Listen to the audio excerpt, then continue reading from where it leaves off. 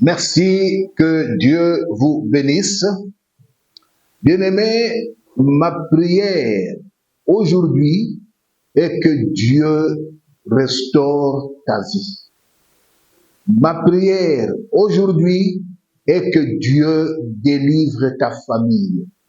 Ma prière aujourd'hui est que Dieu guérisse ton corps de la maladie qui le dérange.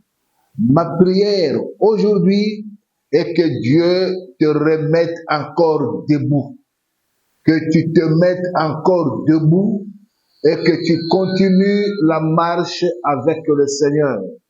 Je t'encourage de partout où tu es, de continuer la marche avec le Seigneur.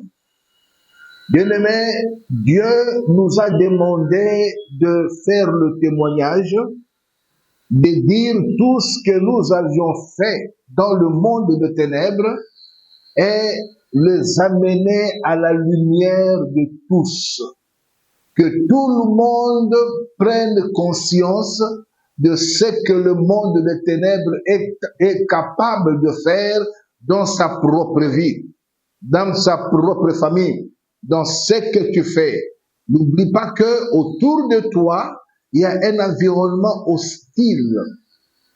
Alors, nous n'avons pas l'intention de nous enorgueillir avec ce témoignage. D'ailleurs, ça n'a rien à voir avec tout ça. L'intention que nous avons, c'est vous apporter une certaine connaissance afin que Dieu vous aide, afin que vous arriviez à la délivrance. Bien-aimés, aujourd'hui, nous allons parler de ce que l'ennemi est capable de faire dans votre famille. Vous savez, la plus grande bénédiction que Dieu a donnée à l'homme, ce n'est pas l'argent, ce n'est pas la maison, ce n'est pas le matériel. La plus grande bénédiction que Dieu a donnée à l'homme, c'est la famille. J'aimerais te dire à tous ceux qui me suivent en cet instant, bien-aimés, que Dieu vous bénisse. N'oubliez pas de vous abonner à cette chaîne. N'oubliez pas d'activer la cloche des notifications et n'oubliez pas de partager massivement dans tous les groupes possibles. Partagez cette vidéo, partagez ce témoignage. Partagez à tout le monde, parce que Dieu veut que tout le monde soit sauvé et parvienne à la connaissance de la vérité. Et nous avons choisi les réseaux sociaux pour véhiculer le message de Dieu. Et votre responsabilité et votre part, c'est de partager cette vidéo massivement. Commentez, partagez massivement. Activez la cloche de notification. Activez cela. Abonnez-vous à cette chaîne et ça sera une bénédiction que vous aurez de la part du Seigneur. Bien-aimé, la bénédiction que Dieu a mis à votre disposition, c'est votre famille.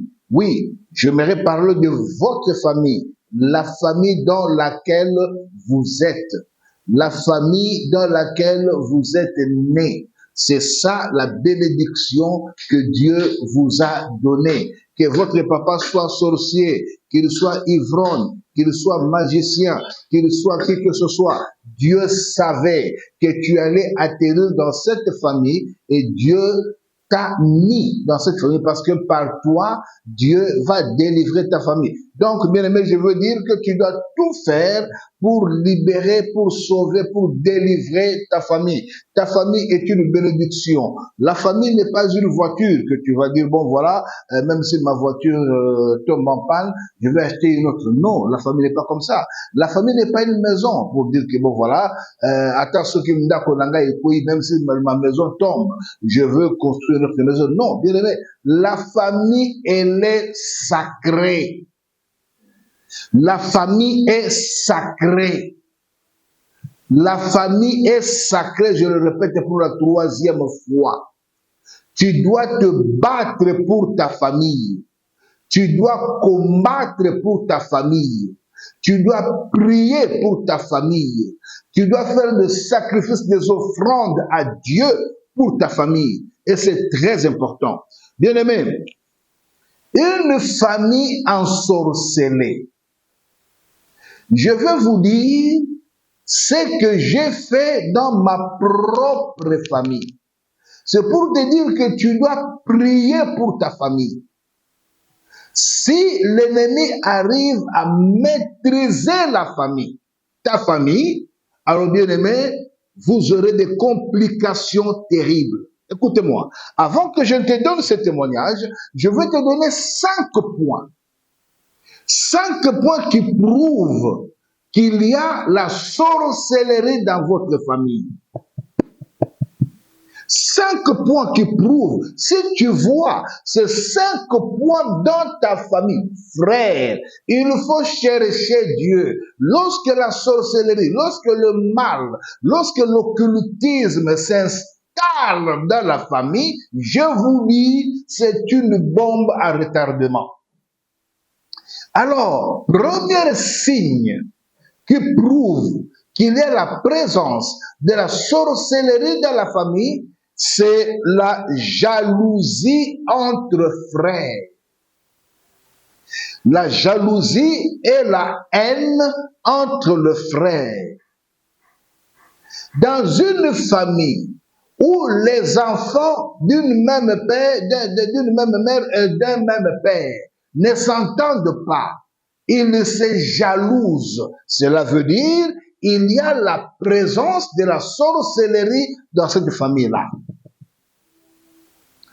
Point numéro 2. S'il y a la division dans la famille, la division amène l'échec. La division amène la défaite. Là où il y a la division, il n'y aura jamais de victoire. S'il y a la haine, il y a la jalousie, vous vous jalousez entre vous. Il y a la division dans votre famille. Vous êtes divisés, les enfants d'un même père et d'une même mère. Sachez que il y a la présence de la sorcellerie dans votre famille. Troisième point, lorsqu'il y a instabilité dans tous les domaines, c'est un autre point qui prouve qu'il y a la sorcellerie dans votre famille. Instabilité dans tous les domaines. Instabilité financière, instabilité matérielle, instabilité dans le domaine de mariage, instabilité émotionnelle. Aujourd'hui, tu es avec cet homme. Demain, tu es avec cet homme. Demain, tu es avec... Une année, tu as changé 10 hommes et 10 femmes. Ça, c'est l'instabilité sur le plan sentimental. Alors, bien-aimé, lorsqu'il y a instabilité dans ces genres de domaines, alors tu dois savoir qu'il y a la présence de la sorcellerie dans votre famille. Quatrième point, c'est la pauvreté. La sorcellerie marche avec la pauvreté.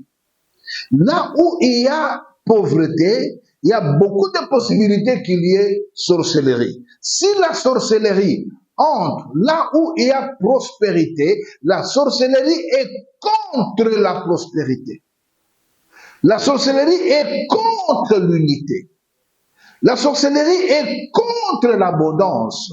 Elle va détruire tout cela pour planter son décor de la destruction. Et enfin, le cinquième point, c'est la mort précoce, la mort précipitée, la mort prématurée. Lorsqu'il y a ces 5 points, alors vous allez comprendre qu'il y a la présence de la sorcellerie dans votre famille. Alors, bien aimé, je ne vous dis pas ces choses pour vous faire peur, mais je vous dis ces choses pour vous dire que vous avez besoin d'un sauveur.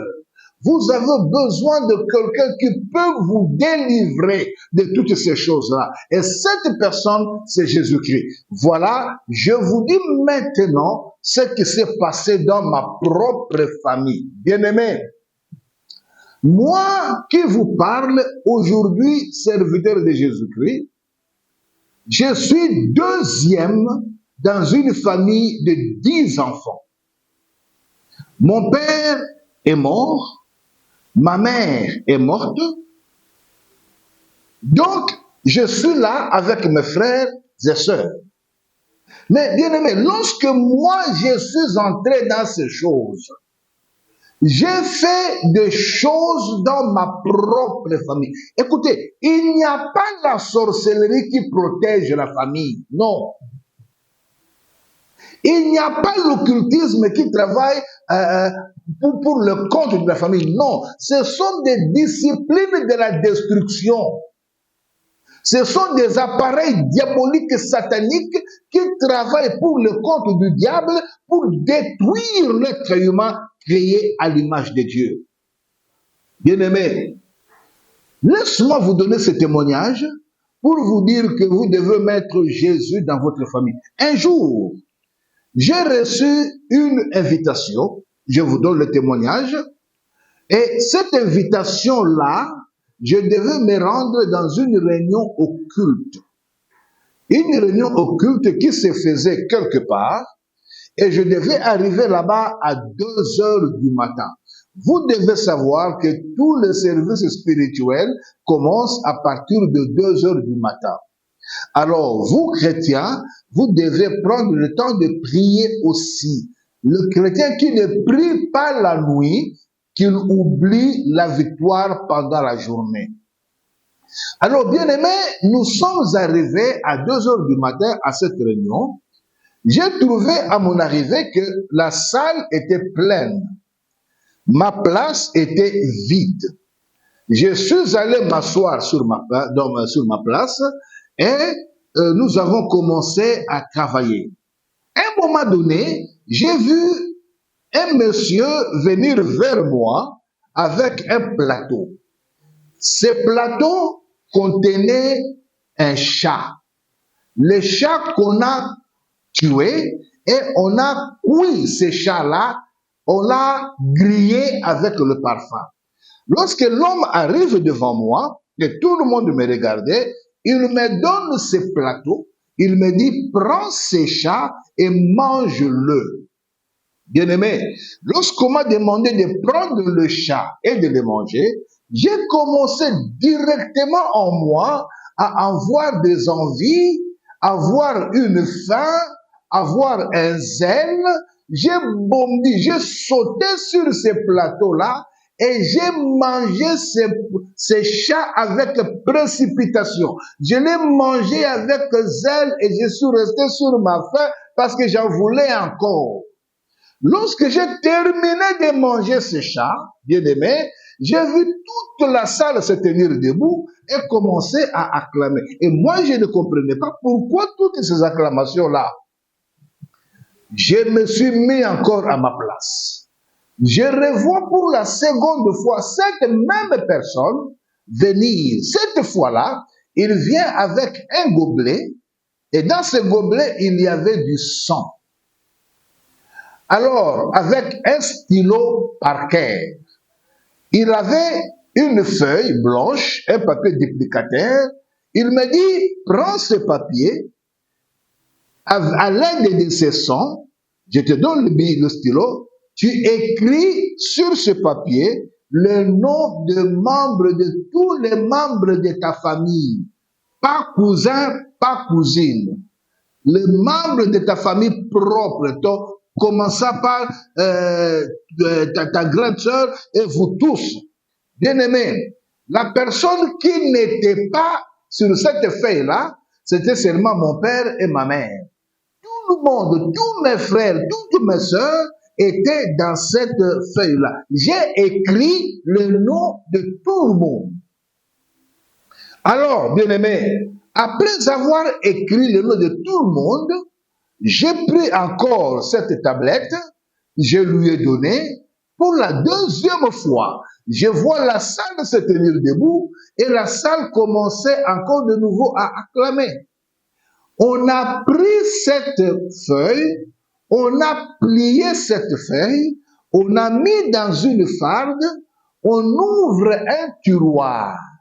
On prend cette feuille, on met dans le tiroir là, on ferme à cadenas. Chers frères, Les gens qui sont sur la terre ici, j'ai écrit leur nom.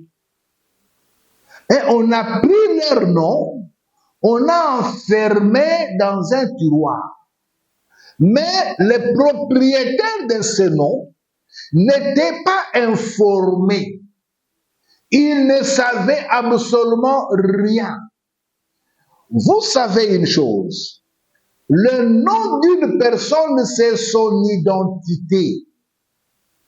Alors, toi, tu es ici sur la terre, on a caché ton identité, on contrôle ton identité, on contrôle ton nom à partir du monde de ténèbres. C'est très dangereux, bien-aimé. Jésus dit, votre nom ou vos noms sont écrits dans le livre de vie, mais toi, ton nom est écrit dans une liste, dans un papier de la sorcellerie. Ton nom est écrit dans un papier de la magie. C'est là où on a inscrit ton nom. Et ce nom est caché soit dans la rivière, soit en dessous des eaux, soit en dessous des arbres, soit dans un cimetière, dans un cercueil, dans une tombe. C'est là où est caché ton nom. Oh, bien-aimé, ma prière ce matin est que la bombe de Dieu, le feu de Dieu descende partout où on a caché ton nom. On a caché ton nom. Kake ya nzambe ebeta na esika nyonso kombo na yo ebombani kake ebeta et que ton nom soit délivré et que ton nom soit libéré et que ton nom vienne s'attacher à toi et qu'il accomplisse la bénédiction de Dieu.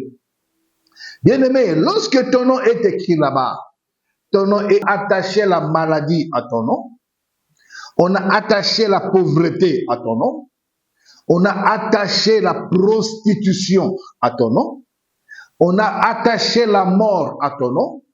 Maintenant, tu deviens le représentant de ce qu'on a attaché sur toi. Même si tu fais comment, tu ne te détacheras pas de cela parce que ton nom est lié à ça. Voilà pourquoi je te parle de délivrance, bien-aimé. Même si tu fournis des efforts pour quitter l'occultisme, pour quitter la prostitution, mais tu verras que la prostitution va te réclamer parce que on a attaché ce nom à toi à partir de la sorcellerie. Oh, que Dieu nous aide. Bien-aimé, qu'est-ce qui va se passer maintenant? On me dit, comme tu as fait ça, aujourd'hui, tu dois monter des dimensions. Aujourd'hui, il y a quelque chose de très grand que tu dois faire. Qu'est-ce que je dois faire? Bien-aimé, on me donne une boîte comme de l'insecticide. On me dit ceci. Aujourd'hui, lorsque tu vas rentrer chez ta mère, parce que j'avais à Kinshasa, toute ma famille, mon père seul était resté à Lubumbashi, ma mère était à Kinshasa, avec tous mes frères et toutes mes sœurs. Ils étaient là tous. Et personne entre eux ne savait que moi, je servais déjà Satan. Personne ne savait que moi, j'étais déjà dans l'occultisme, dans la sorcellerie. Personne ne savait. Alors, bien-aimé, on me dit, lorsque tu vas rentrer dans la maison de ta mère, alors tu prends ce que nous te donnons, tu te réveilles à minuit, tu enlèves tes habits, tu commences à chanter, et à minuit, tu vas prendre ça, tu vas pulvériser dans la maison. Lorsque tu vas pulvériser ça dans la maison, ne dors pas là. À cet instant, ouvre la porte et sors. Tout ce qui va se passer derrière toi là-bas, ça sera pour ton intérêt. Cher frère, moi, cette phrase ne pouvait que me faire du bien. Oh, mon peuple est détruit parce qu'il lui manque la connaissance. Ça ne pouvait que me faire du bien, bien-aimé. Alors, pendant la journée, je suis rentré et vers le soir, parce que ma mère et moi, nous n'habitions pas ensemble. Vers le soir, je suis allé voir ma mère. C'est là où étaient tous mes frères et sœurs. Arrivé là-bas, oh, ma mère s'appelait Véronique. C'était une très belle femme. J'ai vu ma mère sortir. Parce que ça faisait un peu longtemps que nous ne nous sommes pas vus. Ma mère, lorsqu'elle m'a vu, elle est venue m'accueillir avec joie. Elle m'a reçu avec joie. Elle m'a amené dans la maison. Elle m'a fait asseoir au salon. Nous allons commencer à parler. Mes frères et sœurs m'ont vu. Tout le monde était content de moi. Mais personne ne savait la vraie raison de ma présence là-bas. Je n'étais pas venu en frère. Je n'étais pas venu en fils. J'étais venu en missionnaire, un missionnaire de ténèbres, un missionnaire de Satan, un missionnaire de la mort. J'étais venu pour installer la mort, chers frères. J'étais venu pour installer la mort dans la famille de ma mère, dans la vie de mes propres frères et sœurs. Vous comprenez? C'est pourquoi ouvrez les yeux avec les gens qui viennent chez vous, avec les gens qui viennent vous visiter. Vous voyez la personne, mais vous ne connaissez pas leur état d'âme. Vous ne connaissez pas le vrai valeur de leur, ou le vrai raison plutôt de leur présence dans votre maison.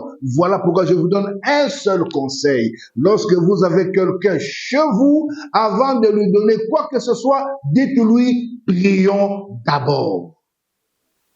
Et ça, c'est très, très, très important, bien-aimé. Maintenant, ma mère m'a fait la nourriture, j'ai mangé, et tout le monde était content. Donc, mon objectif, c'était de dormir là-bas et faire mon travail la nuit. Arrivé à 22 heures, j'ai commencé à faire semblant comme si je dormais. Mon frère vient me réveiller, me dire, monsieur, il s'est fait tard, tu dois rentrer chez toi. Alors moi, j'ai fait semblant de dormir. J'ai vu ma mère gronder sur mon frère. Il dit non, il s'est fait tard. Il ne peut pas partir à cette heure-ci. Laisse-le dormir. Ah, mon Dieu, ma pauvre mère, si je pense à elle, ça me fait mal au cœur. Laisse-le dormir, il s'est fait tard. Bien-aimé, ma mère entre dans sa chambre. Elle sort son matelas. Elle met là au salon. Elle prend ses beaux draps. Elle met là. Elle prend l'oreiller. Elle met là. Elle me réveille. Monsieur, réveille-toi. Dors ici. Je me suis réveillé pour dormir là-bas. Elle entre dans sa chambre. Elle prend son pagne. Elle met par terre. Elle et ma petite sœur Annie dormir sur le pagne par terre. Moi, j'ai dormi sur son matelas dans une bonne condition. Dites-moi sur la terre, mes frères et sœurs,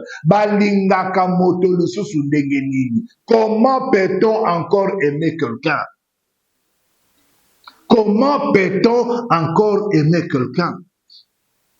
Tout cela, moi j'avais mon rendez-vous à minuit. Lorsque le minuit arrive, je me suis réveillé et je me suis assuré que tout le monde avait bien dormi. J'ai enlevé tous mes habits, je suis resté tout nu, j'ai pris mon truc qu'on m'avait donné, j'ai commencé à chanter. Et le chanter là, c'était une invocation, une manifestation de les envoûter. Je vais vous parler aussi de l'envoûtement. Alors, j'ai envoûté ma mère, j'ai envoûté tout le monde. Et cet envoûtement-là s'est manifesté en termes d'un sommeil profond. Lorsque j'ai fait cette histoire-là, j'ai pris maintenant la boîte qu'on m'avait donnée, j'ai pulvérisé ça dans la maison. c'est comme un gaz. J'ai pulvérisé ce gaz-là dans la maison de ma mère. Après avoir fait ça, j'ai remis chaque chose à sa place. J'ai remis mes habits, j'ouvre la porte et je sors. C'était vers 2 heures du matin. Je sors. Je n'ai même pas eu le temps de fermer convenablement la porte. Bien aimé, or, lorsque je suis parti, ce que j'ai libéré là, j'ai libéré la mort. J'ai libéré la mort. Ce gaz-là, cette puissance du mal, cette puissance de la mort que j'ai libérée, planait maintenant au-dessus de la maison de ma mère, dans la maison de ma mère, et cherchait qui avait un esprit faible pour se saisir de lui. Et c'est la personne qui sera mon sacrifice pour l'augmentation de mon pouvoir. Alors, bien-aimé, cette histoire va se coller ou va choisir ma petite sœur qui a dormi avec ma mère. Cet enfant va se réveiller. Ce n'était pas un réveil normal. C'était un réveil sous l'influence de ces pouvoirs diaboliques. Ma soeur se réveille, arrive au salon, là où moi je dormais. Elle ne m'a pas vu. Elle regarde la porte qui était entrouverte. Elle s'est mise en confiance pour dire certainement, ce type doit être dehors. Lorsqu'elle est partie, elle est sortie à 2 heures du matin, elle arrive dehors, elle trouve une femme. Cette femme-là était voisine à ma mère.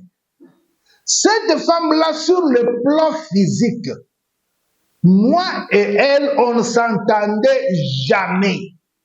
On se chamaillait, on se disputait toujours. Lorsque j'ai parti chez ma mère, cette femme-là me disait des choses, elle me toisait, elle me disait des mauvais mots, on se chamaillait, elle et moi, tous les jours. Donc, sur le plan de notre monde là-bas, on était très amis, on était dans la même confrérie, elle et moi.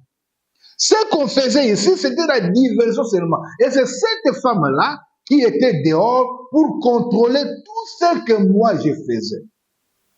Maintenant, là dehors, la femme, lorsqu'elle a vu ma soeur, elle dit à ma soeur, Annie, viens, va me ramasser cette papaye-là. Dites-moi, à 2 heures du matin, qu'est-ce que tu vas faire réveiller une papaye? Lorsque ma soeur part, arrivée près de l'arbre, ma soeur glisse et tombe. Une petite égratignure autour de la cheville. Lorsque cette femme a vu le sang, directement elle m'a appelé par télépathie pour me dire que mission accomplie, je coupe la communication. Moi, je dis merci beaucoup. Elle était en contact avec moi. Lorsqu'elle a coupé la communication, elle a disparu dans sa maison. Ma soeur rentre maintenant. Lorsqu'elle rentre dans la maison, elle arrive au salon. Là où moi j'étais, ma soeur pique une crise. Elle pique une crise et tombe là. Ma soeur grossit anormalement. Ma soeur devient bizarre. Ma soeur devient pâle. Ma soeur commence à se battre contre la mort. Les yeux sont tournés comme ça. Pendant que ma soeur se battait avec toutes ces choses-là, dans la maison, tout le monde dormait.